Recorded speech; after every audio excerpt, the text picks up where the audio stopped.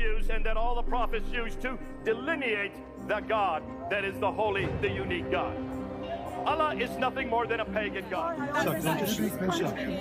Secretary of Law has given the revelation that the only person that can revoke it. No, we do not, Ali. I have to because Jesus loves you. I love everything because Jesus does. But does he love me? No. Who does he love me? That's why I love Jesus, because he said to put away the sword. What did Muhammad do to Christians? I'll do that to you. I'll kill you. I'm kidding you that. You say what you believe. And that's what we're doing now.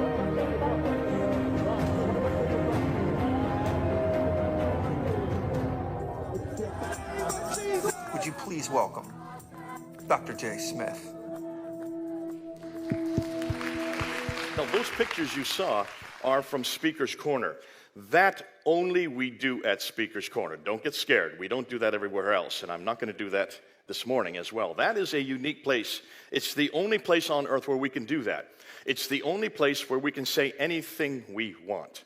And believe me, we do say anything we want. Now, we do get beat up, and we do get shut down, and we do get knocked off our ladders. But it's a fascinating, I was there at Speaker's Corner for 25 years. I counted it up the other day, and that was 1,100 times I went down to that place every Sunday. It's only on Sundays. And it's the place where the Muslims love. Because Muslims come from countries, come from cultures which are very oral.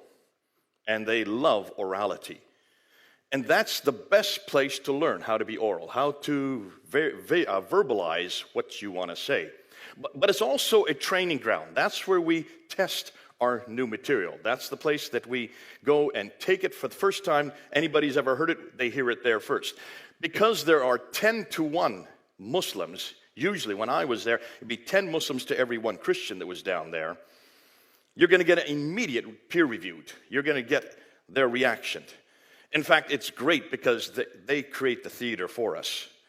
And it's terrific because that then we immediately put up onto YouTube. It goes up live that very day. And we find out what their response is. We see how they're going to react. We see where they're going to come with. And that helps us then get ready for the next salvo. So in some ways, what you saw there is unique. It only stays there. We don't do it anywhere else.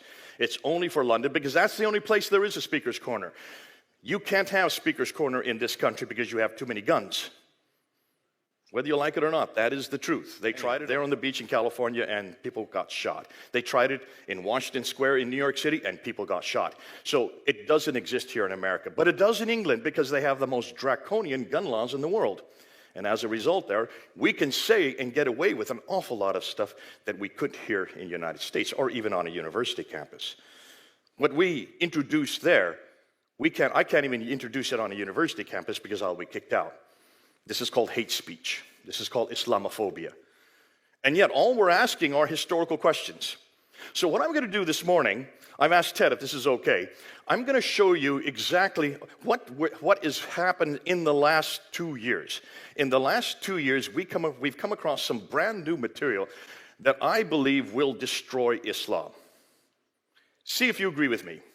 You may not. You may not agree. You may not think this is that important. But what I'm going to do, I'm going to take 2 services to unpack it. So this first service, and I asked Ted if this is okay.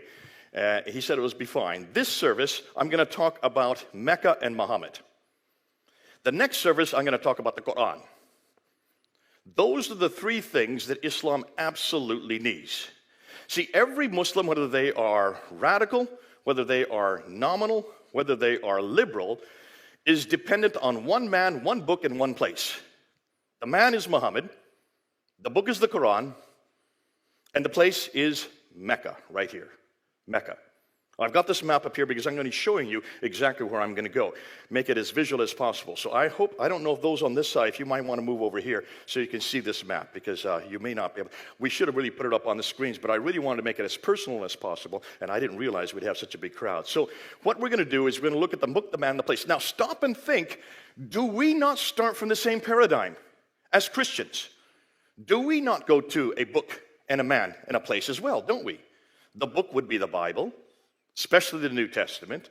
The man would be Jesus, and the place would be Jerusalem. Why? Because that's where he died, and that's where he rose again. So we're going to do a comparative, back and forth, back and forth, back and forth. And this is what I did 3 weeks ago. 3 weeks ago today, I was in London. I had to go back there. I had to go and do some filming back there. They're in the studios. But whenever I'm in London, I'm with Hatun Tash. Hatun Tash is a lady. She's from Turkey. She's only about 5'2", and she has absolutely destroyed the Qur'an. And I'm going to talk about her more in the next hour, in the next service. But every time, she is the one that's taken over my ministry there. She now goes down to Speaker's Corner every Sunday, regardless of what happens. She got stabbed in her head and in her arm at Speaker's Corner. It's all on film. You can go up on PfaanderFilms and see what happened. She should be dead. The guy was just hammering into her with a knife on her head. Broke the blade on her head. There's no reason she should be alive today. But we've got a great Lord. And she has 2 angels called Harry and Larry. We haven't seen them, but the Muslims see them. And they made sure she survived that attack. Oh, she had to go to the hospital, and in fact, she fell unconscious, blood all over her face when she got up there at Speaker's Corner. And if you look at the video, after about 10 minutes unconscious, she finally woke up, blood was all over, she got up onto her feet, and this is what she said. Your God needs you, but my God does not need me. Kill me if you want. That's not going to stop the truth that we're talking about. You need to repent. You need to come back to Jesus Christ. Now, would you say that if you were stabbed in the head, knocked unconscious, blood streaming on your face? God gave her those words to say. What a woman. What a colleague. Can you imagine having 100 of her on your team? Even one. This woman, in the last 3 years, after she'd been interviewed by different news agencies after that happened, after she got out of the hospital, and she was right back down there at Speaker's Corner the next Sunday, and the Sunday after that, and every Sunday since, including 3 weeks ago. But when she got out, they wanted to interview her, and they asked her this question. Using this methodology, which is polemics, this is all polemics, she confronts the Quran right, left, and center. She starts with polemics, which is something you're not taught to do in any of your schools, and she ends with polemics. She goes right into mosque after mosque after mosque after mosque. She has been in 400 mosques all by herself. She's from Turkey. She desecrates our language every time she opens her mouth. God bless her. And she carries a bag with all these Qurans in it, all in Arabic. She doesn't speak a word of Arabic because she's from Turkey. And then she opens them all up and says, notice they're all different. Not one of them is the same. All in Arabic. I'll talk more about that next service. But what's fascinating about her, in just 3 years, she has brought 1,000 Muslims to Jesus Christ all by herself.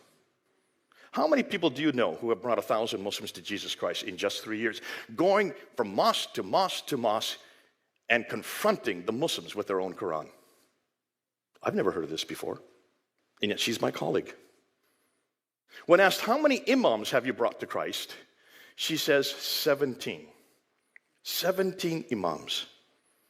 These are men who lead Muslims in their mosque. They've all had to leave their mosque. They've all had to go find other houses around Britain. All of them are from Pakistan, India, and Bangladesh. Not one of them is from Turkey, which is her own home country. This is a one-woman evangelistic machine. So I was on the ladder with her 3 weeks ago. I was there, and I wanted to introduce this brand new material on Mecca. As we were getting up on the ladder, I was telling Ted this just before the service. As we were getting up on the ladder, she turned to me and she says, Jay, I don't agree with you on Mecca. And I said, well, please don't say anything on the ladder about that. Just run with me, bear with me. I've got to convince them, and it looks like I'm going to have to convince you as well. And this is how I started. But I don't have the pictures with me. I should have brought them. I didn't think about that. But I held up some pictures of this country right here. This is Saudi Arabia, right?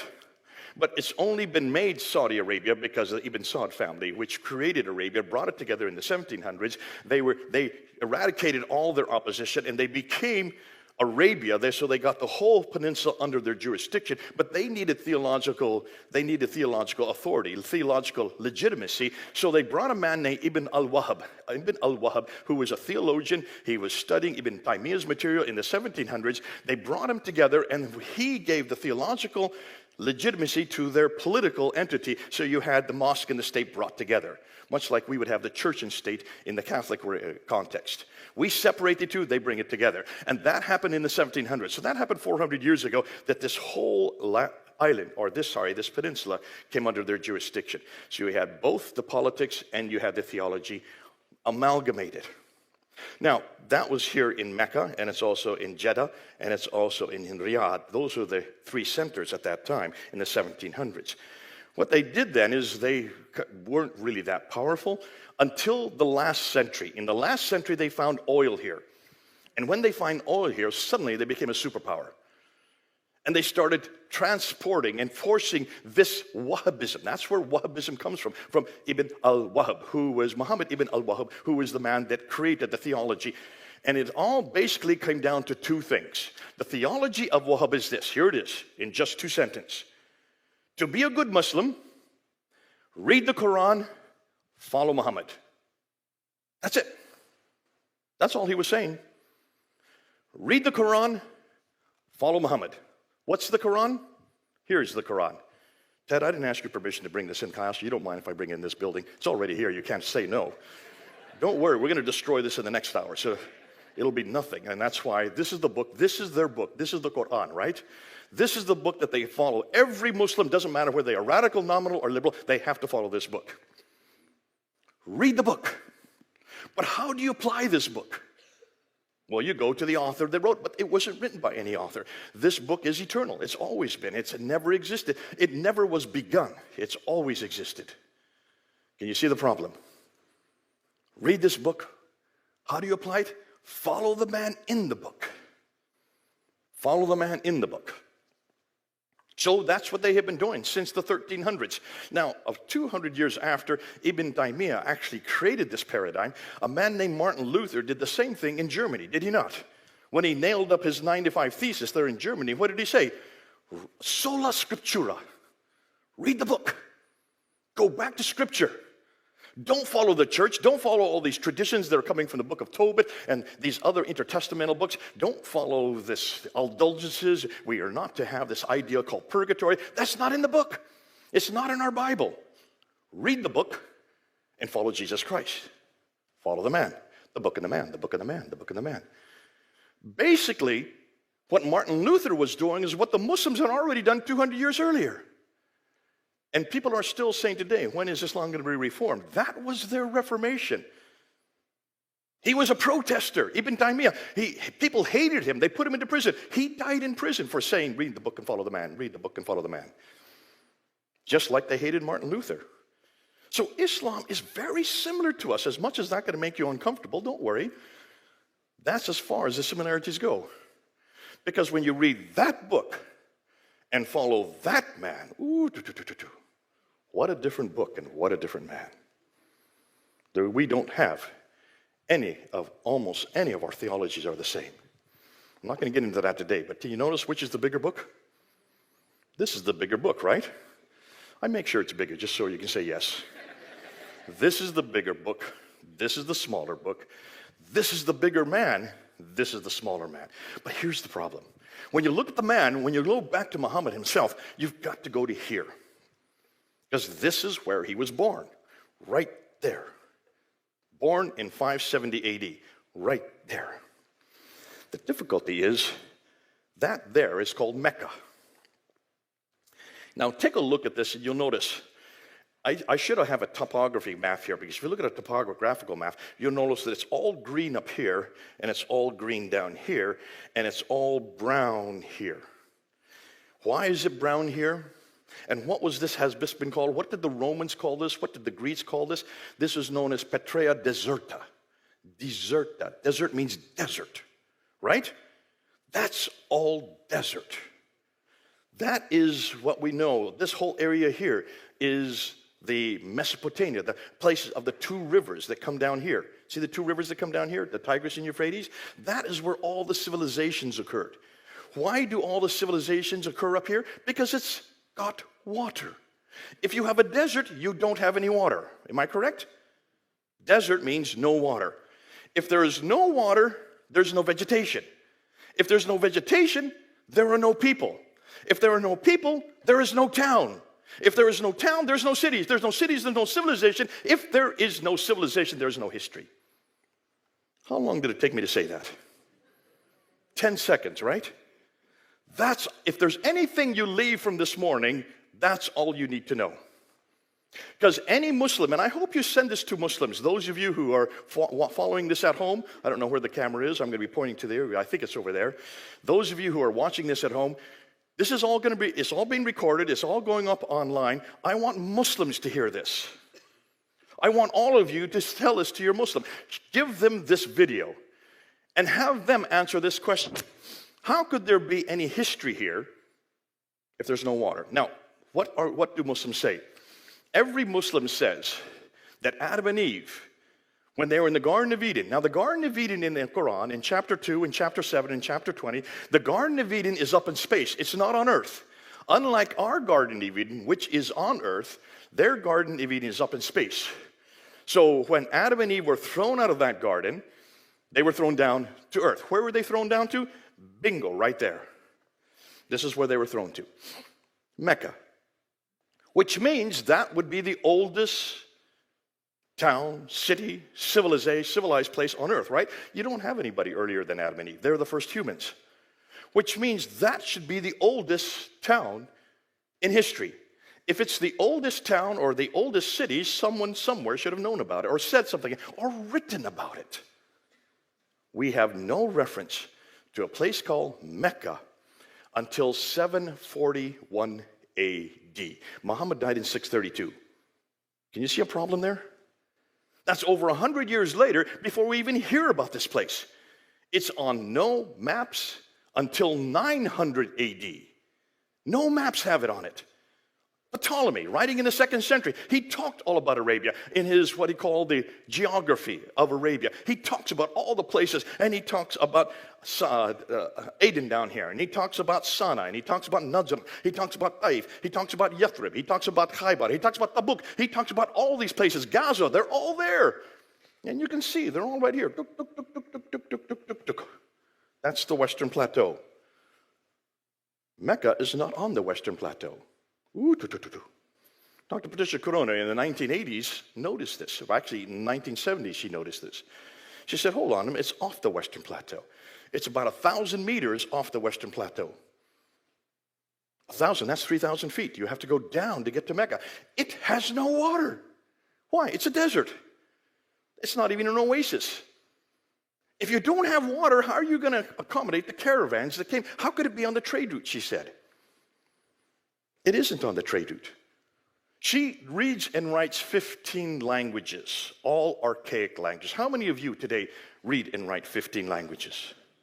So this is a real prodigy. This is a woman who's unique. One of the first in the world to actually go back to the original documents. She was head of department at Oxford University when she did her book and wrote her book in 1987 called Meccan Trade and the Rise of Islam. She decided to find out where this Mecca was. She went to all the documents from the 2nd, 3rd, 4th, 5th, 6th, all the way, go in this direction. Where, for you, yeah, where's left, right, that's right. So she went all the way from 2nd, 3rd, 4th, 5th, 6th, all the way up until the 7th century. No reference of Mecca on any of the documents. She went all up and down the coast here. She went up all and down the coast here. She went way over here to India. She tried to find any reference, no reference. What she found was they were all talking about this place over here. Agilis, which is in Eritrea today, in Africa. That's what she found. Reference after reference, all the trade went through this way. Why? Because it went up the Red Sea. Why would you take all the goods coming from China and the Far East, they came to India, they couldn't go this way, because you see, that's all mountains there.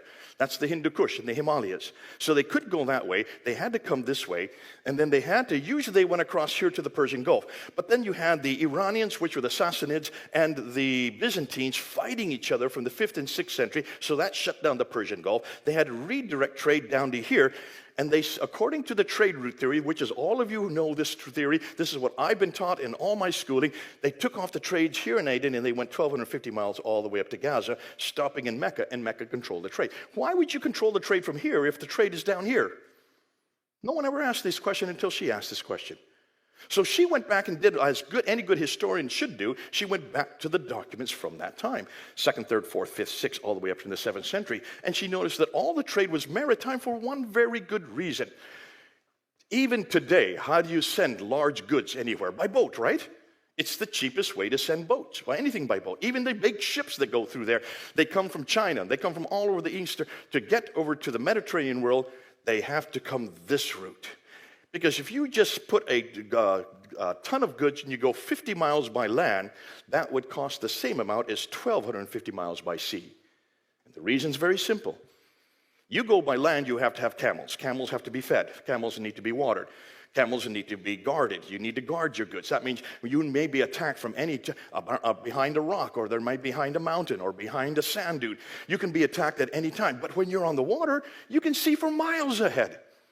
There are no sand dunes in the water. There is no mountains in the water. There is no way you can be attacked. You can see it coming. Therefore, it's much safer and it's much less expensive, because all you need is wind to blow your sails. That's it. This is before diesel power. This is before gas was ever invented. They used the wind, and all the trade went up this way. All the trade went this way. Why hadn't anybody noticed this before 1970?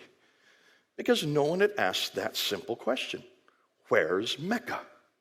You don't ask that question in a Muslim environment and live very long. It's the one area of study where what you find may kill you. And she got a death threat for asking that question, for writing that book. Meccan Trade and the Rise of Islam, she got death threats for it. From Muslims, she had to leave Oxford University, come to Cambridge University. That's where I got to know her. And when I did my first debate in 1995, look at the date, that's 26 years ago, I did my first debate on this, and on the Qur'an, and on Muhammad, the book, the man, the place. And she prepared my debate for me. I went to her the week before the debate, and she said, do this, write this, you say this, don't say this. And I looked at her and said, you know this material. This is your material. Why aren't you doing this debate? And she laughed at me. She said, Jay, I'm an academic. I have a chair to protect. I have an institution to represent. I cannot do this debate. But you can, because you have no chair to protect. You have no institution. You only have one person you're responsible, and his name is Jesus Christ. Ooh, She said that to me in 1995. She told me something I'd never heard of, I never thought of before. We as Christians are the only ones that can debate this. We as Christians are the only one that can ask and demand and show the Muslims that they've got a problem, because this place did not exist. Look at all the historical annals. Listen, she didn't even go far enough, and this is what we just found in March of this year. As we were looking at all these, and I had my team look at all these different plans by Alexander the Great in the 4th century BC, 300s.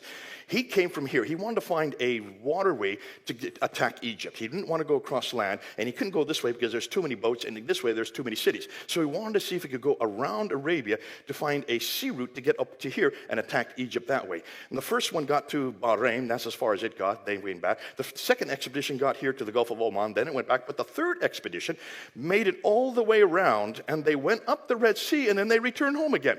And the reason why they returned home is they couldn't find any provisions for their troops. So there was no food, no water for their troops. And you can't go far without food and water. So they had to return back here, and they never attacked Egypt by sea. Why? Because they were going up the wrong coast. They were going up the Arabian coast. And you look at all the historical annals, and you will see there is no ports here except for one called Yanbu right there to accommodate Yathrib right here. That is the only port that exists. But you can't accommodate an entire fleet with just one port. They had to return home. They went up the wrong coast. What they should have done is gone up this coast here. This coast is the western coast. This is Africa. And they have 5 major ports. I'm pointing them right here. 5 major ports. These are the ports that have been there since the 4th century BC. Why are those ports viable and not the ones on this side? Because they have water. And where you have water, you have vegetation. And where you have vegetation, you have people. And where you have people, you have towns and towns, cities and cities, civilizations. And where there are civilizations, there are ports. It's as simple as that. Do you see how simple this is? You can all repeat this, can't you? Anytime anybody comes up to you and asks, why is it nobody was over here? Why is it nobody actually did any work over here? It's because there's no water. And where there's no water, you know the rest. And that's what we found out in March of this year. Those 5 ports are exactly 1 day's boat ride away, proving that these ports have been used since the 4th century BC. Alexander the Great was not even aware of this. He was on the wrong side of the sea. And we have just shut that down. So there was no way to get to Mecca by land. There was no way to get to Mecca by sea. Jeddah, which is there today to supply all the supplies for Mecca, was only created in, listen to the date, 750. That's the 8th century. That's just 1,400 years ago. Proving that Jeddah was created because Mecca was finally chosen. Mecca was finally chosen. Now, when we showed this and we introduced this, there's so much more I could go. It could go for about, when I do a talk on this, it goes for about an hour and a half. We don't have that time. I say I only have 3 minutes left. That's correct, 3 minutes. I've got to bring it to a stop. Can you see the problem? If you don't have Mecca, you don't have any reference for Mecca. All the trade routes, everything we know about this place does not exist until the 8th century. If you don't have Mecca, then you don't have Muhammad. Because where was Muhammad born? He was born here. Where did he grow up? He grew up here. Where did he spend his first 50 years of his life? He spent his first 50 years of his life right here. When did the Quran get received? It was right here in Mecca, starting in the Hira cave, right outside of Mecca. Everything is dependent on Mecca. Adam and Eve were in Mecca. According to chapter 21 in the Quran, Abraham is living in Mecca. According to all the traditions, as many as 70 prophets all lived here in Mecca. That means Hagar and Sarah and Ishmael and Isaac were all here in Mecca. Which means we'd have to throw away all of our biblical material because everything we know about that happening is way up here, 1,000 miles further north. And look at all the biblical evidence. Look at all the archaeological evidence we have for Abraham, for Isaac, for Ishmael. You name it, they're all from up here. And look at what we have for Jerusalem. We have so much evidence for Jerusalem, not one piece of evidence for Mecca. Once you throw out Mecca, you throw out Muhammad. Once you throw out Muhammad, you throw out the Quran.